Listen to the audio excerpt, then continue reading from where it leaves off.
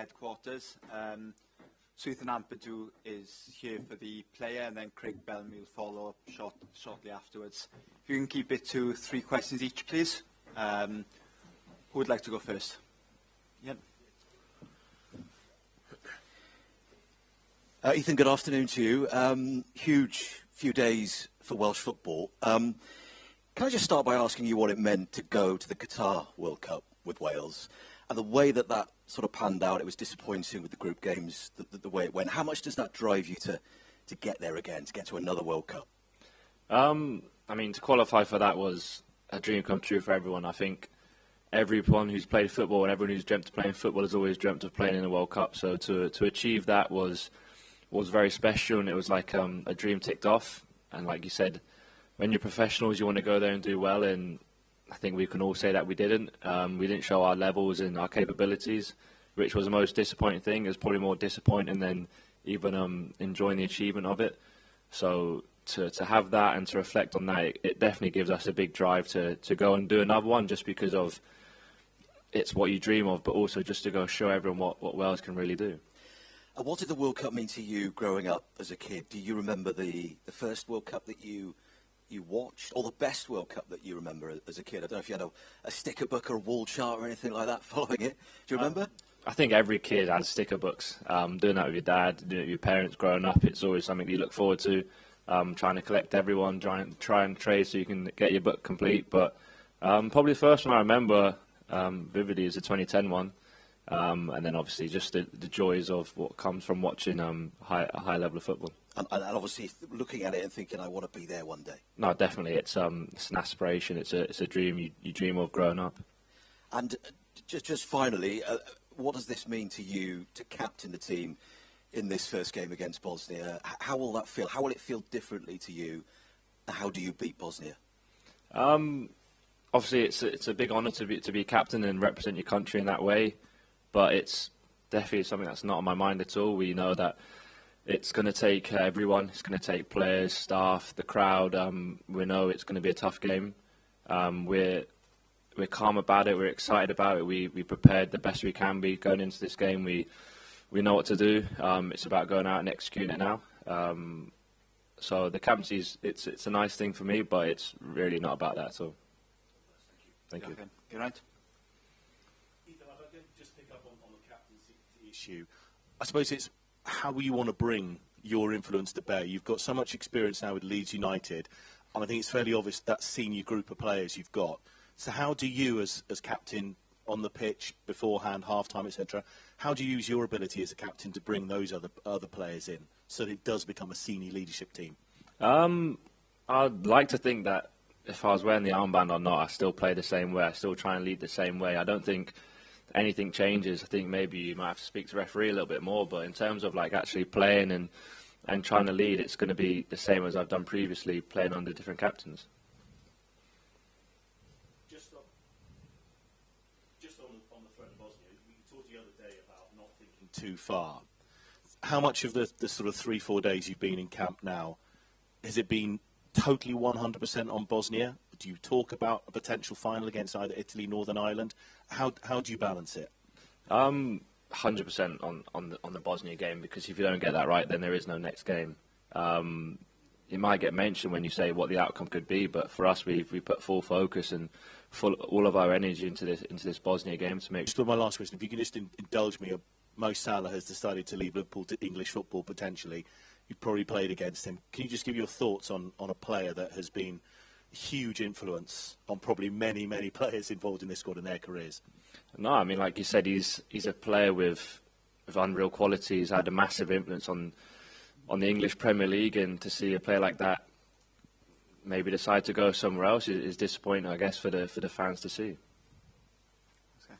Ethan, look, you've experienced the real highs like Ukraine and lows like Poland. Which one sort of drives you on more when you take the field tomorrow?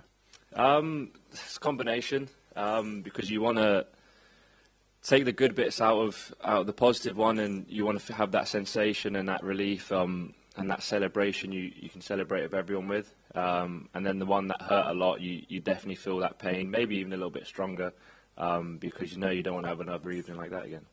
Yeah, Obviously, that was a penalty shootout. Have you guys been practicing the penalties? Have you been going through that this week? We prepared fully for every occasion.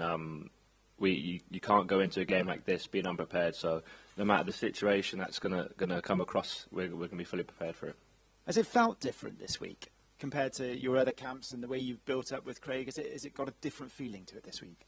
I guess when you have a different manager, a different squad of players, naturally it's going to be different. But we've tried to keep it the same as all of our other camps previously. Full focus onto the game as it always is. So in terms of that, it's been relaxed, it's been focused, and it's been pretty much the same. That's all. Matt? Ethan, if I could just ask about Craig, how's he been this week? Does he, as somebody who achieved so much as a player, does he sort of lean on his experiences as a player this week? Has he imparted any of that sort of advice on the team as well? He's been the same as he has been since he got the job, and since he's been the one to lead us. He's very, very well prepared. The way he delivers the message, him and the coaching staff, it makes us players go into games with full confidence because we know what we need to do. He obviously has a vast of experience that all of us players we can learn from and take bits from. So to be able to have that it's obviously very impressive for us. But he's been the same as he has been since he got the job and since I've known him. And you touched on the emotions there of the previous playoff finals that you've been involved in. I just wondered if you sort of take anything from those games in a more practical sense, in maybe the way that you prepared for those games, or how you've taken personally from those experiences. I think dealing with the occasions and the emotion side helps once you've been involved with it. So anything that we can try and pass on to players who might not have played in that game or been involved helps. But really and truly, it's a different game. It's a different fixture to what it was before. And for us, the best way and the best thing for us to do is to prepare for this game as a complete different game, and to go in as we prepare for all the other games. Thanks. Joey Krupil drive then. You've had a really consistent season back where you belong in the Premier League with Leeds, putting up some of the highest stat percentages for defensive contributions and aerial duels won this season. But how will that translate to some of the key battles you may face over the next week on the international stage? I mean, it's still in the game of football, so whether it's international or football at the club, you still have a similar role to play. You still got to try and dictate, you still got to win your duels, so from that aspect it doesn't change. So that's my main focus, to try and keep that consistency, not just for me, but all of us players, to be able to go and deliver the best performance that we can. That's not afraid to take up any position you're given in the game, but how important could it be for the rest of the squad to also be versatile in some aspects over the next few games with some important squad injuries in certain areas? No, it definitely helps. I think players who can play in multiple positions, it helps because you're asked for different things, and even different things within a game of football, different roles you can maybe slot into comfortably. I think what we're really good at here is making sure everyone's comfortable knowing different roles in your different jobs in case you're asked to do something else. Thank you. Dallas? Hi, Ethan. Dalith, 5 Live. You've played in so many big games at the Cardiff City Stadium. There have been memorable matches in recent seasons. What message have you got for the fans ahead of Thursday night? I think the manager said it at the start, or maybe before the camp, just to be the same. As they always have been, we know we're going to try and do everything to give the best performance, and we know what they're going to bring already. So we know they're going to be throughout us, no matter what happens throughout a game, because they're going to have good spells and bad spells to make sure that we're all in this together to go and do another memorable night at Cardiff. You've obviously missed the the win to Montenegro, North Macedonia, in November. You're back. You've got the captain's armband again on Thursday. You're taking it off Harry Wilson. He's been making headlines over the last few weeks with his form for Fulham. What is it like having someone like Harry Wilson in front of you and to play with? It's definitely makes your job easier when you have a player to play at that. And I know he's had a lot of the headlines this year, rightfully so, but it's nice for all of us to see the wider audience maybe appreciate him and what he can do, because here especially we've known that he's been able to do this for a lot of years and to deliver those performances. And when you have that and when you see someone in your dressing room who can produce level like that, it definitely gives the rest of the team a lot of confidence. And with so much pressure ahead of Thursday night, whether you guys are feeling it or whether you're trying to prepare as if it were any other match.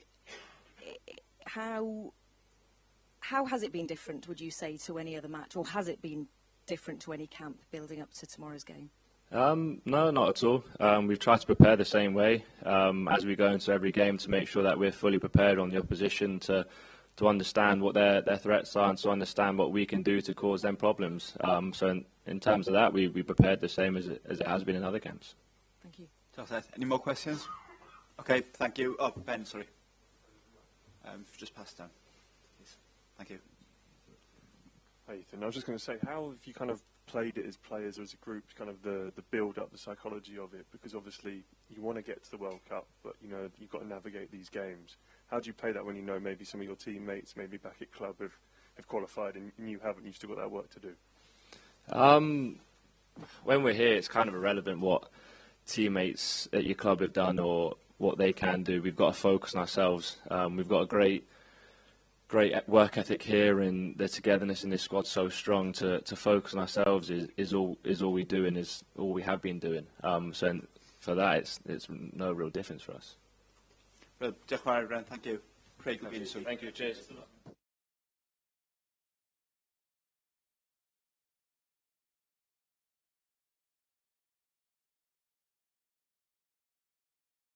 Okay, pnawn da, gan ni reolwr Cymru, Craig Bellamy. Good afternoon. We've got Craig Bellamy ahead of the game against Bosnia Herzegovina. We'll take 3 questions each. Going around the room, who wants to go first? David? Okay, diolch. Great. Craig, nice to see you. How are you doing? Oh, good, thank you.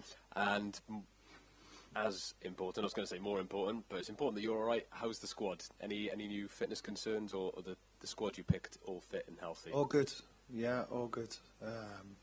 Good week. Short space of time. About 3 days. Some boys are on second-day recovery, so we've had 1 day, 1 or 2 others, but that's normal. It's normal. And it won't be uncommon for Bosnia either, because they had a lot of players playing on Sunday as well. So, yeah, quick turnaround, but feel calm. Feel like we've got a lot done in that time as well. Yeah, you mentioned before that the team with the best preparation, given the short window, will ultimately prosper in these playoffs. We'll help you. Will help, yeah. What do you feel that you've done everything you can, and the squad have done everything you can? We, not I. We have done everything we can. Definitely. It's been good. It's been really good. You always feel a lot calmer as it goes along. The more you tick off something and the more you reassure yourself, and when you feel like you haven't done it, then you get uptight. It's normal to imagine if you're going into an exam and you haven't actually put the work in and you're expecting good results to happen.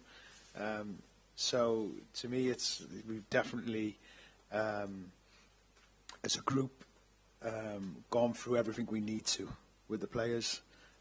Players have been top. And the players are used to this as well, you know, and Bosnia will be the same. It's not their first playoff. So, yeah, 2 experienced teams in this situation, and we'll see what happens then tomorrow night. You talk about your own experience in these games as a group of players and staff. What can we expect from Bosnia? Because I know you'll have watched a lot of them over the last few months. What kind of a game do you expect tomorrow? Yeah, listen, they've showed 2 different sides on the home team. It can be a little bit different to the away team. You know, away from home they haven't had too much possession, but they've scored early in those games and then held on to the lead. You know, it was a chaotic group. They were in with Cyprus and Romania and Austria. It's a team defensively well organised, very good individual players who are playing for very good teams.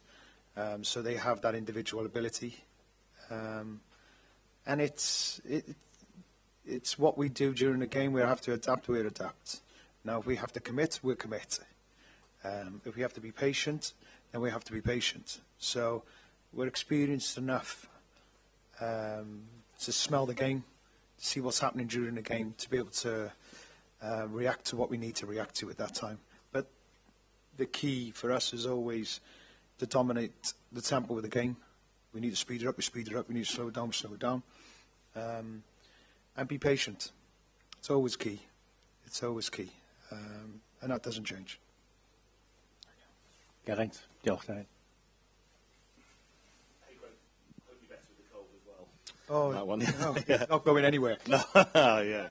I know we've spoken a lot about Harry, what he brings to the team. What I wanted to ask you is how and why you think he's gone to this other level of consistency. Because I think everyone knows what a fabulous player is, but his stats, goals and assists for Wales and for Fulham, are off the charts over the last season. What is that, that extra 1% that he's gone to this level? What do you think and how has it happened? No, look, he's just an exceptionally good player. I don't know, sometimes it just clicks for a player as well. The older you get, usually, not just as a footballer, it's also as a person, the wiser you become, smarter you become. And we're definitely seeing signs of that on the football pitch. His football IQ is very, very high. His positioning, how he's able to take up, and his sort of reading of the game, his understanding of the game, I see has definitely gone on to another level, which is allowing him more time, more space. And he's finding himself in the areas where he can do the most damage to the opposition team. And with his ability, then we're seeing the rewards of that. That's all I see, really. I just see him in more dangerous areas on a more consistent basis where he can show off his talents. Just following up on Bosnia as well. Listen, nobody knows how the games is going to pan out. That's wonderful. You can prepare as much as you want. You just told us as well. Commit, patience. But what is the challenge of overcoming a team that could be very, very stubborn? You said yourself there, they've got leads early and they've held on to them, the classic park the bus. What is the challenge of teams? No, they're not that park the bus type of team. No, I'm not saying that, but the challenge of teams that are stubborn. That's all we've had. There's only one team who's ever had more possession than us in 18 games we've been here. I say that Montenegro away from home, but that was a mad game. We're 6th in Europe overall possession. So we're used to teams, we're used to having the ball. With that comes experience, with that becomes know-how. Then you have to gain patience. Sometimes you have to gain the extra pass to be able to open it up more. If it isn't open up first, do not get involved in chaos. A chaotic game will not suit us, it suits them. So it's very important that we're able to move the ball, wait for the openings, and then find the openings. And if we do look for the openings, make sure we're compact enough to be able to then counter our reactions to enable the second ball to be able to bounce on top of them straight away. Because if we don't, we leave space. There's big problems in this game. So we need to be compact, even in possession as well. So to me, it's bits we've been used to. It's bits we've been used to. I think we played Belgium twice. I think we averaged around about 64%. And I'm not, possession's not everything to me, far from it, but it's about knowing the moments to commit, knowing the moments to drag the player, make him come even further, so when we do pass between the lines, he then takes him out of the game. So it's smelling those moments. We have to be really, really good at. Because if we try and force it, and we try and force it early, we get too wrapped up and everything else going on. I know we want to win. I know everyone wants us to win. But if we buy, it's going to suit them. It will not suit us. So wait for the moment, because it will present itself. If we have to take 4 or 5 extra passes to do it, then it has to take that. Craig, just on my final question, you can indulge me. It's not every day, every week that a player the stature of Mo Salah says, that's it. Is he playing for Wales tomorrow? No, he's not. We'll talk about him another day then, Geraint, yeah? Who I love, by the way. Absolutely fair enough. I'll give him that justice some other time. But does he play for Bosnia or Wales? No. So we'll move on from Mo Salah for now, yeah? Absolutely. See, I preempted your question straight away. And then a final one from my mate, if I may. Just on, you mentioned there about patience, the element of the crowd. Because much as we are looking back at what happened 4 years ago with playoffs that were home and home, it's a similar thing this way. It's a question I think I've tried to ask a few times, not of you, but for some of the players. What does tangibly home advantage mean when you actually, the referee blows the whistle and a game kicks off? What does it actually mean? Yeah, it's big. It's big. It's just even the thought of, imagine going over to Bosnia to play them. in their grounds. You know, it's international football. It's tough, and it's for any team coming to our ground as well. It's tough. It does make a difference. It does help you. But the important factor in this, we have to be clear as well. I mean, as a team, we have to be calm. It's not for us to ride that roller coaster. You know, we all, like I said, we all want to get there. Everyone in these playoffs want to get there. Every team, every group of fans completely understand that. And our fans will play a big part. Their experience in these games will play a big part. But us as coaching staff and the players, we have to be able to separate ourselves at times from it. We'll feed off it when we need to, because there'll be moments we definitely will. But it's be clear, be calm, be us. And that's with and without the ball. The best version of us. Give ourselves the best opportunity to be that as well. And then, like I said, we'll see where that takes us. Thank you. Hans. In terms of playing Bosnia and one of those teams from former Yugoslavia, we've traditionally sort of not done so well against those type of teams. Why not? And are we better prepared than ever to play them? We've won 2 in my time here, so it's not too bad. Yeah. They're top teams, top players. This team's a little bit different, because a lot of the players are not born in Bosnia. They're born outside. So if a squad of 35, only 11 are born in Bosnia. The rest are Holland, Germany, Sweden. So they've always been notoriously gifted teams down the years. And you look at the old Yugoslavian team. It's like I know I mentioned it before, Montenegro. Like when I look at that team with Prozaniski, Savicevic, Suka, all these profiles, it was just incredible. And they've been notoriously gifted.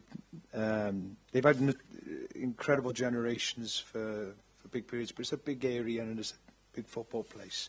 Now it's not Yugoslavia anymore. It's all, obviously, we're fully aware of where it is, but those still players in those pockets and those regions are still very, very strong. And football's a huge, huge love, as well as basketball as well, but football's still a huge love. I don't know, I think it's changed. I think we've all got closer now. You look at all the teams now. You look at all the teams even in these playoffs, but you look at the European qualification route, it's like, it's the toughest. It's the toughest.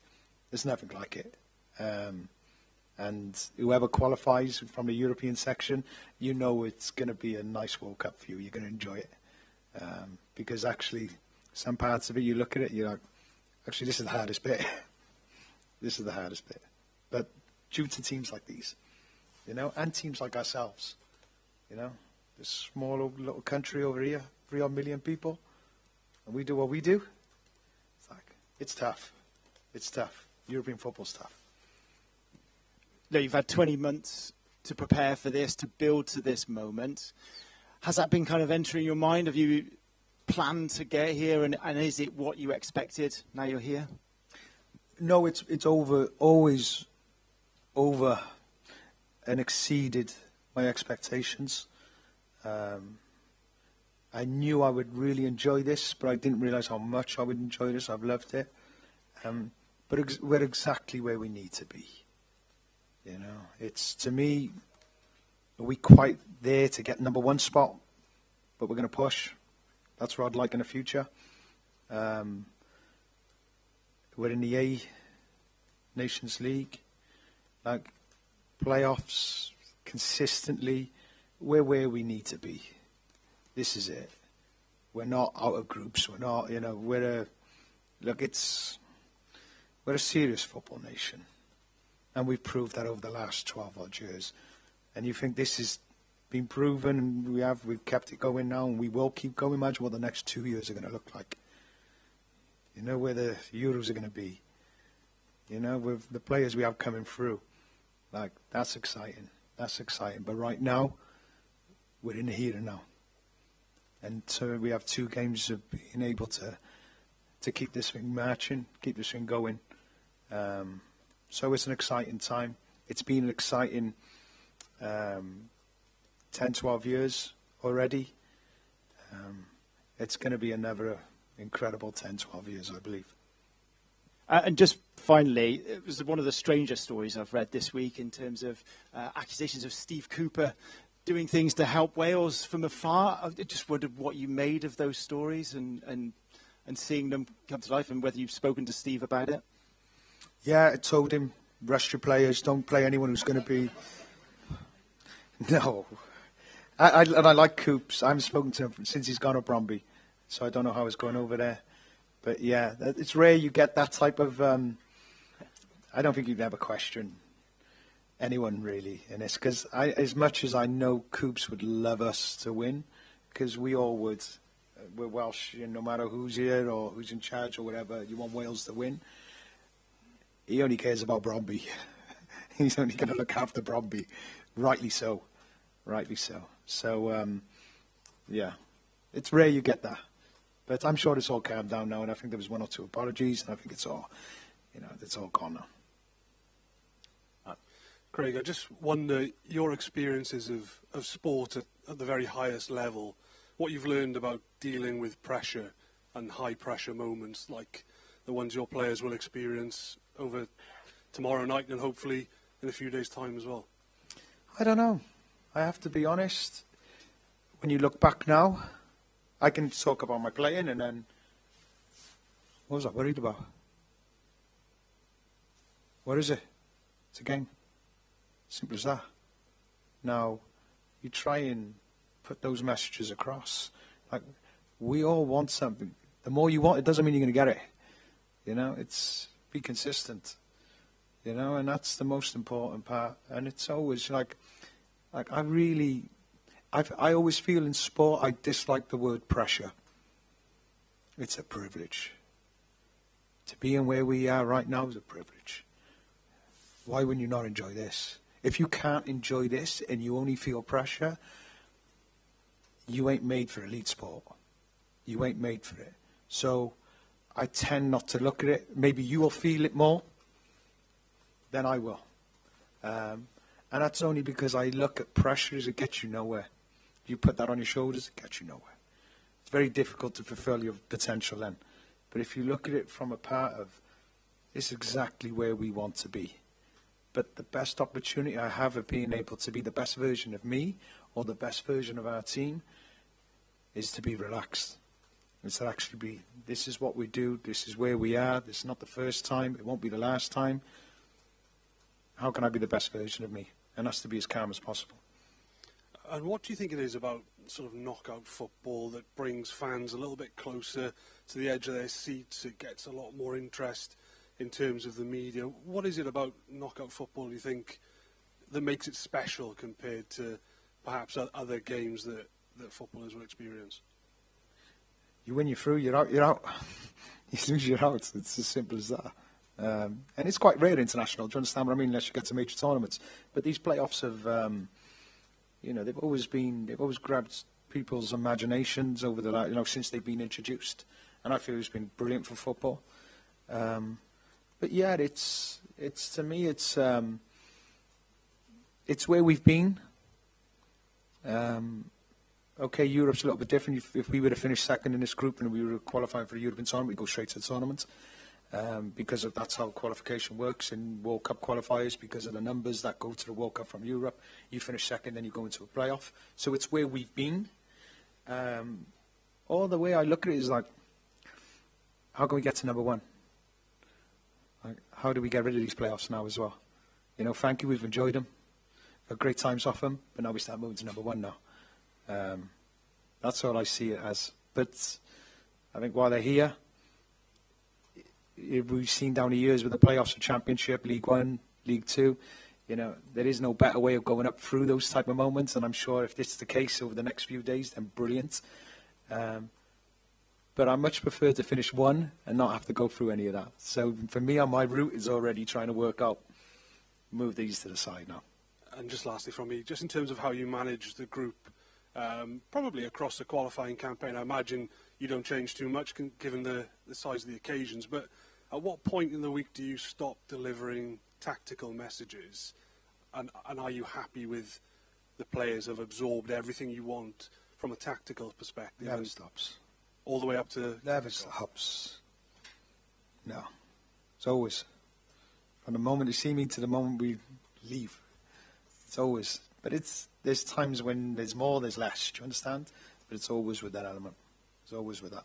Because that's what we need the game to be. We know what we're like without it. And that's where, like, don't be confused by us as a team. I know you're only sometimes going to see us with the ball because that's all teams look for, or supporters look for.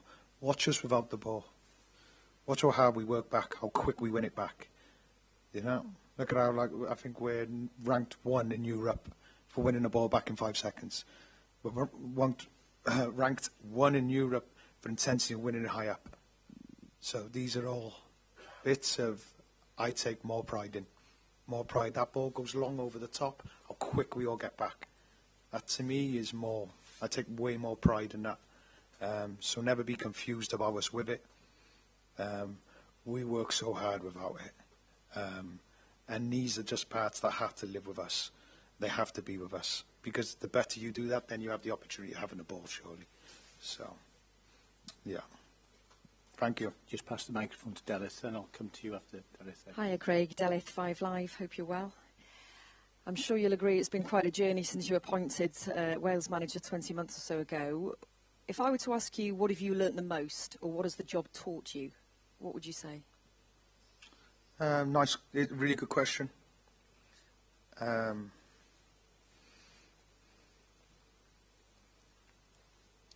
taught me I could do it. Because I wasn't sure. And rightly so. I haven't done it before. Was I going to be this lunatic you all predicted?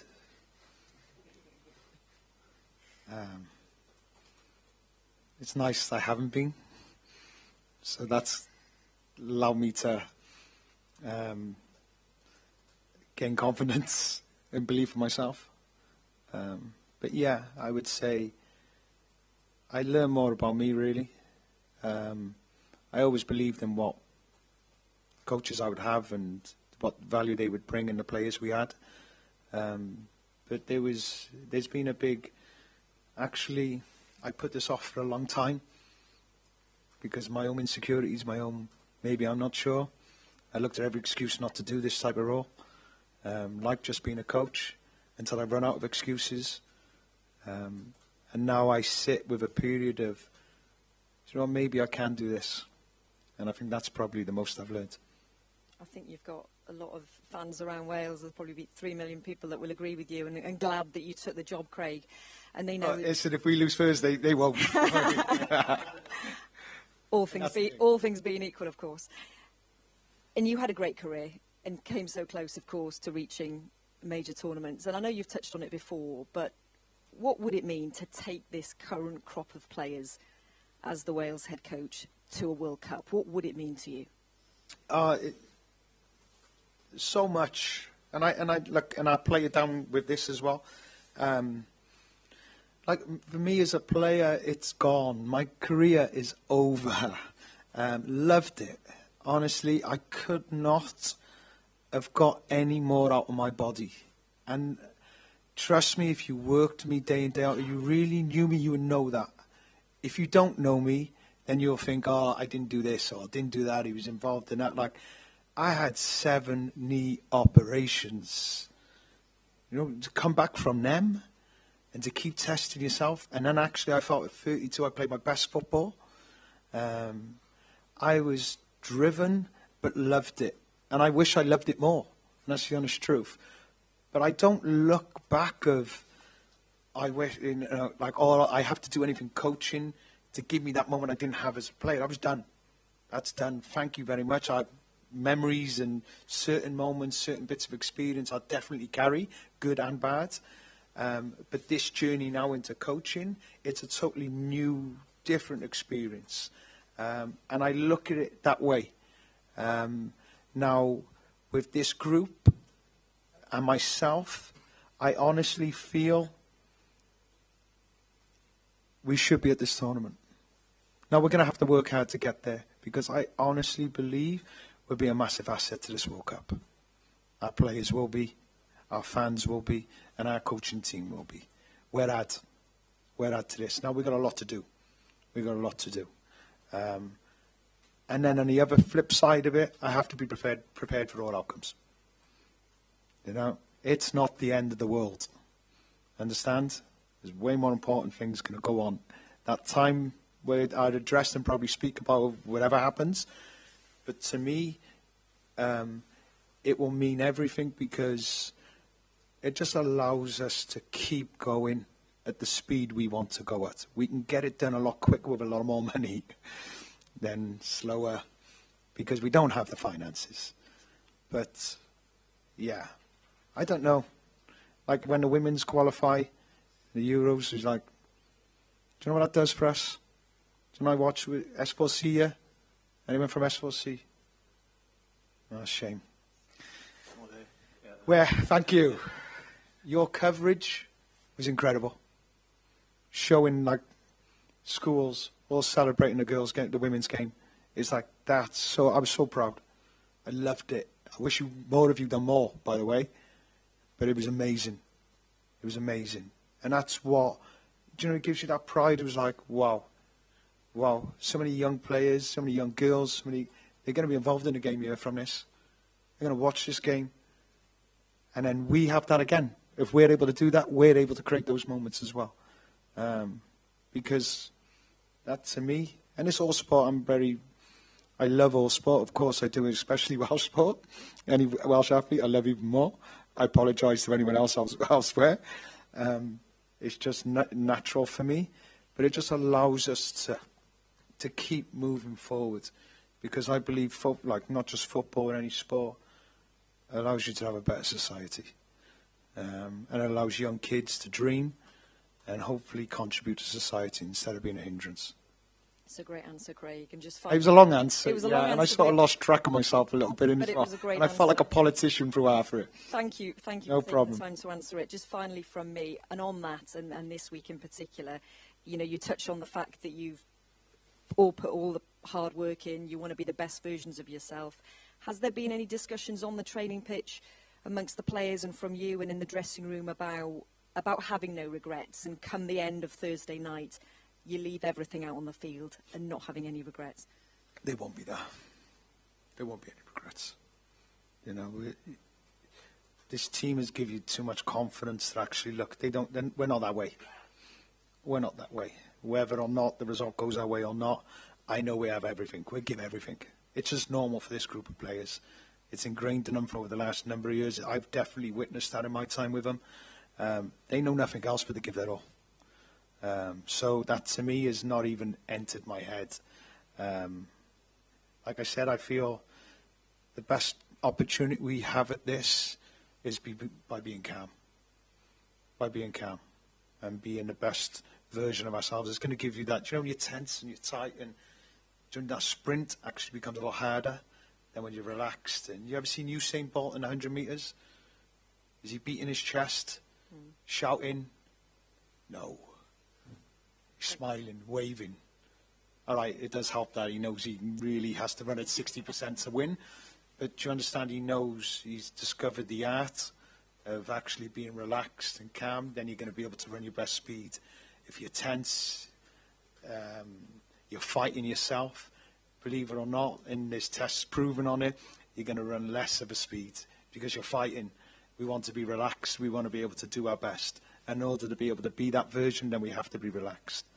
Craig, thank you. Wish you and the boys all the best. No, thank you. Thank you very much. Yeah, sorry. Hi, Craig. By the way. Nice top, isn't it? Nice, isn't it? Yeah, cool. We've seen this week an exclusive look into your behind-the-scenes methods of how you research a team, not just taking them at face value, but looking at them historically and geographically. Is this something that just is combining your interests, or is there anything specific, any specific insight that gives you that pure football analysis wouldn't? No. Listen, I don't want to bore everyone here. You haven't seen anything, trust me, to what I go into. I believe in profiling. So what it takes to play in a certain position, what type of sprint distance you have to be able to play in that position, what type of speed, endurance, overall volume. So I definitely have positions that I definitely profile for and what suits this, because I ask for 3 or 4 roles to be played within that one role. It sounds like it's really not. It's quite basic, and it's the tricks I've learned really from being with other people, and how you get the best then out of a group. Like some people, I know you might say, this player, well, why is he not playing? But this actual player playing allows 4 or 5 others to really excel, because he does that job, you know, where if we all have 4 or 5 individuals, then actually no one ends up doing a job. Do you understand what I mean? So by putting that out, who allows this, who allows that, who sacrifices this, but it's going to allow this thing to happen, you can go in and go all day, and you try and find a balance as well as you can. But to me, it's the profile of what we look for, to what it takes to be able to play for us. I feel really strongly about, because I can always say to you, yeah, but not running back, not sprint. But if you haven't got the capacity to do it, it's very difficult for me to ask that of you. So I like players to have that capacity. And in order to do that, really, I very much look into the profile of, and I have all their data from previous years, but previous games, to feed back on and really measure what it takes or what it looks like and what the team could look like with this profile of player. Yeah, I think that's completely justified. And just kind of like leading on from that, a lot of people are fickle in how they enjoy football, with most just focusing on, an individual rightly team. So, rightly yeah.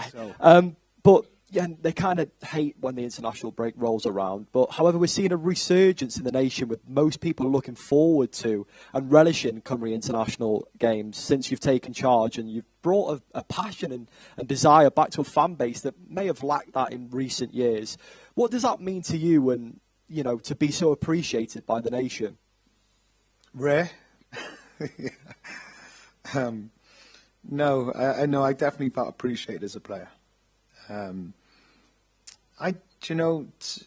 To me was more, I wouldn't say I thought our fan base and definitely our results have always been positive over the last number of years.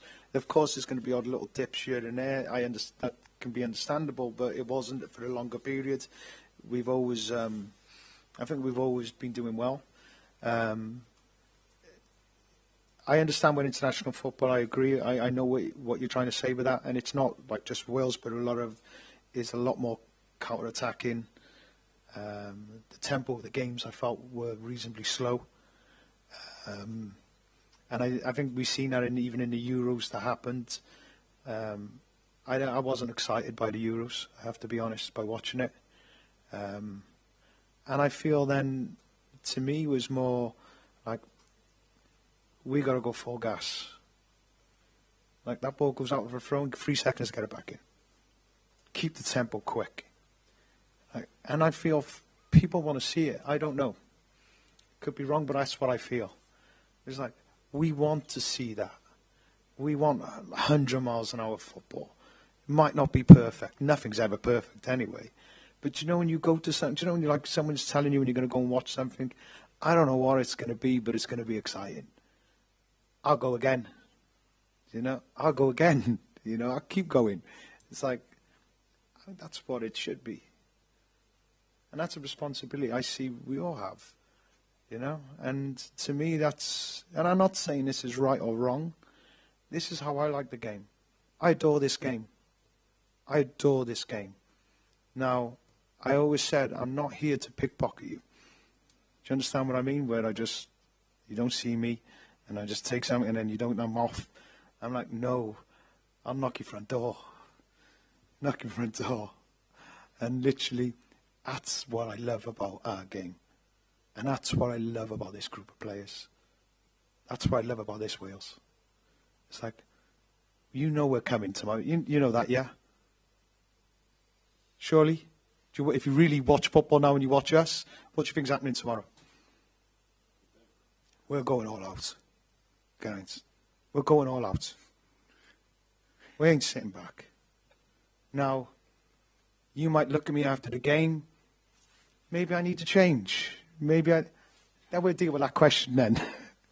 But this is us. This is who I am. This is what my coaching staff are. This is what the players are. So, why not? Why not? And if it fails, I can sleep. I can sleep. But to me, this is what I like. And I hope the fans like it. And I feel with our attendances you've seen grow and grow and grow, I think they are liking it. Now, I hope that continues. Because I tell you what, I thought we were a good team. I'm so calm because we're such a good team. We're such a good team. We're such good players. The rest will take care of itself. Okay? Long may it continue, yeah. Thank you very much. So, thank you. Yep. Sorry, take last question here. Oh, two. Yeah. And then we'll finish. Because we've got Greg. to do as well. I think you've touched on this point already, but I read this week that you've been watching a film about the Balkans War as part of your preparations for this. No, it's not part of the preparation. But you did say, didn't you, that it's important to understand who your opponents are and where they're coming from. Yeah, I always like that. But I was like, I'm like that with everyone really. Do you understand? If I had an interest in yourself, and unfortunately I don't at this present moment, but if you want me to, I'll try to. I'd like to know what background you have. Do you understand? It's like, what were your parents like? What were your brothers and sisters? Where did you grow up from? What type of education do you have? And it gives me a better understanding of you, just for my own interest. And I've always been intrigued by that as well. Always, like I told you, even as a club, if I support a football club, which I do support them, I got to know everything about them, just for my own interest. I love history. It was one of the few subjects in school I actually enjoyed. And I also enjoyed geography as well, because traveling and football was a brilliant tool for me to get to see the world. And obviously football as well. So I get to combine it all, do you understand? So, yeah, that's more my interest, really. Is there anything in particular you've learned about Bosnia that you can apply? I knew a lot about Bosnia, I have to be honest anyway. Because of what happened in the early 90s. And it really came to my attention, the 92 Euros, when obviously Yugoslavia then got pulled out because of what was going on. And then Denmark went and took their place, and then Denmark, funny enough, ended up winning it. So that created my interest even as an 11, 12-year-old kid. What's happening there? What's happened to Yugoslavia? And then really finding out with Croatia, Bosnia, Slovenia, Serbia, and what was going on in that region at that time. And I always kept an interest with it as well. So I've always been interested in the Balkan region. Thanks, Greg. All the best. No, thank you. No. Do you know, I think it's normal to try and be superstitious when you're younger, but then you realise that nothing works. You run out of everything. So it was like, I've got no future in superstition. I've tried everything and it doesn't work. I'm still crap. So yeah, you tend to. It doesn't, honestly. It's all you can ever do, and you lot will know this as much as me as well. Is prepare the best you can, and leave the rest to take care of itself. That's all. That's all. So yeah, superstition I just see as it gets you nowhere. It gets me nowhere anyway. Thank you. Okay, thank you. Thanks, Craig. Diolch yn fawr. We'll see you tomorrow. Diolch yn fawr. Diolch yn fawr. Thank you. Thank you.